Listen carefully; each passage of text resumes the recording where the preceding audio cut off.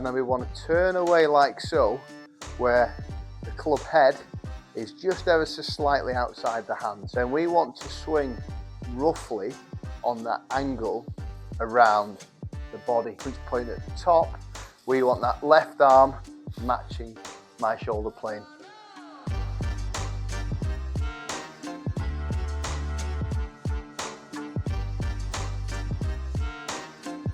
Are you somebody that lacks consistency in your golf game? Well, today I'm going to show you 2 drills in particular that have made a huge difference to many of my students over the years, okay? And in particular, I want to talk about the backswing. Now, what I see so many times is that we see 2 types of backswing, okay? So we see the backswing that gets very steep, okay? So the arms come away, get very disconnected from the body, and then we start to lift. And then we get the backswing that gets too much on the inside. Again, it can cause so many issues. If we get very steep in the backswing, there's a good chance you're going to come outside and across the golf ball. You're either going to pull it straight left or you're going to hit that big slice. If you're on the inside, very good chance you're going to hit the push right, or you're going to try and close the face and hit the hook. Okay, so trying to build a solid backswing is crucial. Okay, so what are we looking to do? Well, we are trying to get the balance of the vertical and the horizontal. So we need to swing on an arc around our body. So you can imagine here at the setup position, if this shaft is roughly 60 degrees, then we want to swing roughly on that angle around the body. If we deviate from that, and we do see some of the top players do it a little bit, we do see the odd exception. We see the Jim Furyk's that are very steep and then shallow it, and we do see not as many, but come inside and come a little bit over and correct it. But if we deviate from that, then we're having to make some level of correction in the golf swing. Okay, so generally, if we can start to build in a takeaway and a backswing that's got that consistency, you're going to see a huge improvement to your game. Okay, and what I'm talking about largely here is backswing depth. Okay, so what we want to do from here really is we want to create our good setup position, and then we want to turn away like so, where the club head is just ever so slightly outside the hands.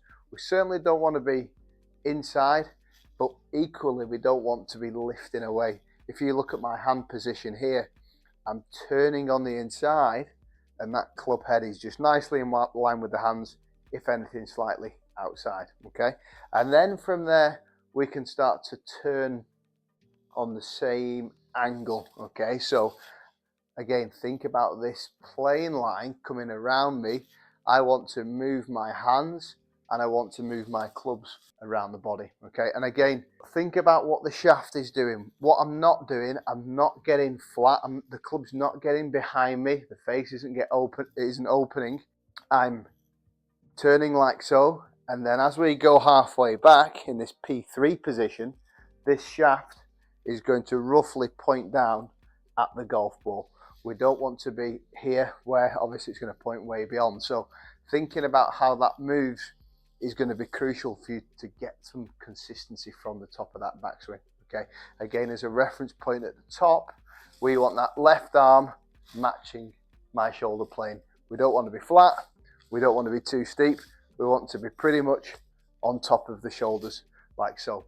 So 2 drills in particular will make a huge difference to you actually getting this. Before we get into that, if you would like a more tailored approach to your game, please reach out on Skillest. There's a link in the description below. I've got lots of programs on there to help you reach your goals for this year. What you will receive is an analysis of your swing, broken down frame by frame, and then you will receive a video of me demonstrating exactly what you need to work on, along with some drills to help you reach your goals much sooner. Back to the video. So the first drill is the glove drill. Okay, quite simply, I want you to pop it under your lead arm. So in my case, under my left armpit. We're going to get it nice and tight, and that's going to allow me to build some connection in the swing. Okay, so from here we're going to try and keep the connection in my swing. Again, from this angle, you'll notice my arms are sort of creating this V shape in this kind of V position here, and then I'm going to try and just create the connection between my left arm in that takeaway And then the hard part now for many of you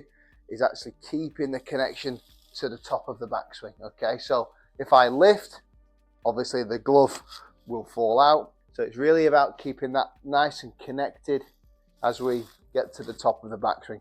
And again, you know, you can hit shots with it, but I would just start off doing some practice swings, getting a feel for it, and that's going to give you that consistency that you're looking for, that connection. Okay, so that first drill was the lead arm drill. Now this is the trail arm drill. So you're going to grab yourself an alignment stick, you're going to pop it under your arm like so, half at the front, half at the back, and the idea is from here we're going to focus on the trail arm connection, where we're going to turn away, and then again as we turn we're going to make sure the hands or the arms stay underneath this alignment stick. So from here it stays underneath, and again back through. Okay, this particular drill, you're almost just going to sort of hold it off on the way through.